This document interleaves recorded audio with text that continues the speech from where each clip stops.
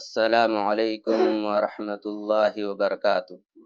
الحمد للہ رب العالمین والصلاة والسلام علی رسولہ الکریم، اما بعد فاعوذ باللہ من الشیطان الرجیم، بسم اللہ الرحمن الرحیم۔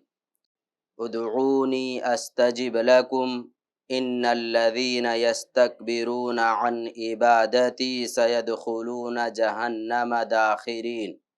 سورہ غافر آیت نمبر 60۔ قابل احترام دینی و میلی بھائیوں، دعا ایک عظیم عبادت ہے۔ اللہ رب العالمین نے اور رسول اکرم صلی اللہ علیہ وسلم نے دعا کے اہتمام کا ہمیں حکم دیا ہے، اور اس کے کئی سارے فوائد کتاب و سنت کے اندر ذکر کیے گئے ہیں۔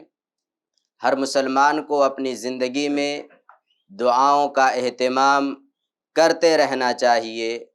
جو لوگ دعاؤں کا اہتمام کیا کرتے ہیں وہ اللہ رب العالمین کے یہاں بڑے عزیز اور محترم ہوا کرتے ہیں، اور جو لوگ دعاؤں کا اہتمام نہیں کرتے، جو لوگ رب العالمین سے سوال نہیں کرتے، اللہ رب العالمین ان سے ناراض ہوتا ہے۔ اس لیے ضروری ہے کہ ہم اللہ رب العالمین سے سوال کیا کریں، دعاؤں کا اہتمام کیا کریں۔ دعاؤں کی اہمیت ہی کے سبب آپ دیکھیں گے شروع زمانے ہی سے علماء کرام نے خاص طور پر دعاؤں پر کتاب لکھی ہے، یعنی اس کے اندر اس کتاب میں آپ کو صرف دعائیں ہی دعائیں ملیں گی۔ ایک بندہ اپنے رب سے سوال کرتا ہے، اپنے رب کی تعریف کرتا ہے۔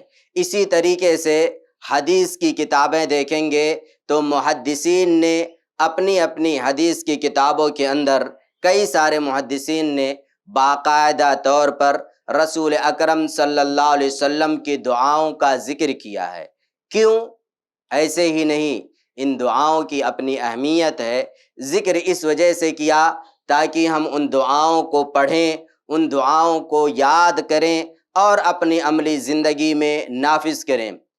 مشہور حدیث کی کتاب صحیح بخاری، جو امام بخاری رحمۃ اللہ علیہ کی لکھی ہوئی ہے، جن کا نام محمد بن اسماعیل البخاری ہے، امام بخاری رحمۃ اللہ علیہ نے اپنی اس کتاب کے اندر ایک چیپٹر قائم کیا ہے، کتاب الدعوات کے نام سے، یعنی دعاؤں کا بیان۔ اس عظیم کتاب کے اندر امام بخاری رحمۃ اللہ علیہ نے جہاں دین سے متعلق بہت سارے احکام و مسائل ذکر کیے ہیں، وہیں پر دعاؤں کا بھی ذکر امام بخاری رحمۃ اللہ علیہ نے کیا ہے۔ انشاءاللہ دھیرے دھیرے انہی دعاؤں پر تفصیلی طور پر گفتگو آپ کے سامنے کرنے کی کوشش کروں گا۔ امام بخاری رحمۃ اللہ علیہ نے سب سے پہلے کتاب الدعوات، دعاؤں کا بیان، اس کے بعد میں قرآن کریم کی ایک آیت ذکر کی ہے۔ اللہ رب العالمین نے فرمایا ادعونی استجب لکم، مجھ سے سوال کرو میں تمہیں دوں گا۔ ان الذین یستکبرون عن عبادتی سیدخلون جہنم داخرین، جو لوگ میری عبادت سے اعراض کرتے ہیں ان قریب وہ رسوا ہو کر کے جہنم میں داخل ہو جائیں گے۔ اللہ رب العالمین انہیں جہنم میں داخل کر دے گا۔ تو اس آیت سے امام بخاری رحمۃ اللہ علیہ نے دعا کی اہمیت کو بتلایا ہے کہ دعا کتنی عظیم عبادت ہے، کہ اللہ رب العالمین نے کہا مجھ سے مانگو، اہتمام کرو دعا کا، میں تمہیں دوں گا، نوازوں گا۔ اس کے بعد ایک باب ہے، کئی سارے ابواب ملیں گے، سب سے پہلا باب جو ہمارے سامنے ہے وہ ہے باب وَلِكُلِّ نَبِيٍّ دَعْوَةٌ مُسْتَجَابَةٌ، یعنی کہ ہر نبی کی ایک دعا اللہ رب العالمین نے قبول کی ہے۔ اس باب کا مطلب یہ ہے اللہ رب العالمین نے ہر نبی کی ایک دعا قبول کی ہے، لازمی طور پر۔ اب اس باب کی وضاحت دو حدیثیں ہیں، ہم معنی ہیں، یعنی معنی تقریباً دونوں حدیثوں کا یکساں ہے۔ صرف ایک حدیث میں آپ کے سامنے پیش کروں گا۔ ابو ہریرہ رضی اللہ تعالیٰ عنہ راوی ہیں، کہتے ہیں رسول اکرم صلی اللہ علیہ وسلم نے فرمایا لِكُلِّ نَبِيٍّ دَعْوَةٌ يَدْعُو بِهَا وَأُرِيدُ أَنْ أَخْتَبِئَ دَعْوَتِي شَفَاعَةً لِأُمَّتِي فِي الْآخِرَةِ۔ حدیث نمبر 6304۔ اللہ کے رسول صلی اللہ علیہ وسلم نے فرمایا ہر نبی کو اللہ رب العالمین نے ایک دعا کے قبول ہونے کی گارنٹی دی تھی کہ ہر نبی ایک دعا کرے، اور دعائیں کریں انبیاء، ان کی دعائیں قبول بھی ہو سکتی ہیں، نہیں قبول بھی ہو سکتی ہیں، لیکن ایک دعا اللہ تعالیٰ نے ہر نبی کے حوالے سے کہی کہ ہر نبی ایک چیز مانگے، کوئی بھی چیز ہو وہ مجھ سے مانگے، لیکن ایک چیز کے بارے میں صرف، اور گارنٹی ہے وہ چیز میں اس کو دے دوں گا، انکار نہیں ہے۔ شارحین لکھتے ہیں ہر نبی نے مانگ لی وہ چیز، لیکن اللہ کے رسول صلی اللہ علیہ وسلم نے نہیں مانگی۔ اس پر یقین ہے وہ چیز مجھے مل جائے گی، لیکن آپ نے نہیں مانگی۔ کیوں نہیں مانگی؟ اللہ کے رسول صلی اللہ علیہ وسلم نے اس کو آخرت کے دن کے لیے ٹال دیا شفاعت کے طور پر، یعنی وہ دعا جو آپ نے ٹال دی، نہیں مانگی، اور اس پر گارنٹی ہے کہ وہ دعا قبول ہو جائے گی، اللہ کے رسول نے کہا میں اس دنیا میں نہیں مانگوں گا، میں آخرت میں مانگوں گا وہ دعا۔ اور وہ دعا کیا ہے؟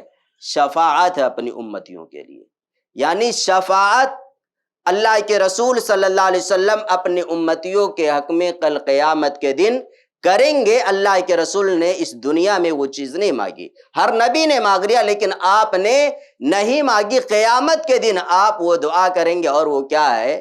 شفاعت اپنی امتیوں کے حق میں۔ اس حدیث سے 3-4 باتیں ہمیں معلوم ہوتی ہیں۔ سب سے پہلی بات یہ ہے اللہ کے رسول صلی اللہ علیہ وسلم اپنی امتیوں کے حق میں اللہ رب العالمین سے شفاعت کریں گے، لیکن کون لوگ ہوں گے؟ اہل توحید، اہل توحید جن کے یہاں کفر و شرک موجود نہ رہا ہو، خالص موحد اور مسلمان رہے ہوں، وہ اگر گناہ کے سبب جہنم میں گئے تو اللہ کے رسول صلی اللہ علیہ وسلم ان کے حق میں شفاعت کریں گے، اور آپ کی شفاعت کے بدولت وہ لوگ پھر جنت میں جائیں گے۔ اور شفاعت کا ثبوت اس حدیث سے ہمیں ملتا ہے۔ دوسری بات اس حدیث سے ہمیں یہ معلوم ہوتی ہے کہ اللہ کے رسول صلی اللہ علیہ وسلم اپنی امتیوں پر کتنے شفیق اور مہربان تھے کہ اپنی ذات کے لیے آپ نے دعا نہیں کیا، اپنی امتیوں کے لیے آپ نے اسے ٹال دیا کہ قیامت کے دن میں اپنی امتیوں کے لیے شفاعت کروں گا۔ گنہگار ہوں گے میرے امتی میں لوگ، لیکن میں ان کے لیے شفاعت کروں گا، اور میری شفاعت سے وہ لوگ انشاءاللہ جنت میں جائیں گے۔ امام نووی وغیرہ نے یہ بات ذکر کی ہے۔ تیسری بات اس حدیث سے یہ معلوم ہوتی ہے اللہ کے رسول صلی اللہ علیہ وسلم کا مقام و مرتبہ دیگر انبیاء کرام پر کیا تھا، آپ کس قدر فائق تھے، آپ صلی اللہ علیہ وسلم کا مقام رتبہ دیگر انبیاء کرام سے کہیں زیادہ بلند اور اونچا تھا۔ تو یہ باتیں ہمیں جو حدیث میں نے آپ کے سامنے پیش کی ہے ان سے معلوم ہوتی ہے۔ اللہ رب العالمین سے دعا ہے کہ الہ العالمین تو ہم تمام لوگوں کو اپنی زندگی میں دعاؤں کے اہتمام کی توفیق دے۔ الہ العالمین ہم تمام لوگوں کو کتاب و سنت کی روشنی میں زندگی گزارنے کی توفیق دے، آمین۔ والسلام علیکم ورحمۃ اللہ وبرکاتہ۔ ایسے ہی فائدہ مند اسلامک ویڈیوز دیکھنے اور منہج سلف پر کتاب و سنت کی تعلیمات کو عام کرنے میں ہمارا تعاون کریں، تاکہ آپ کے لیے ذریعہ نجات، جنت کے حصول کا سبب، ساتھ ہی مال میں برکت و اضافے کا ذریعہ بھی بنے، آمین۔ جزاک اللہ خیرن۔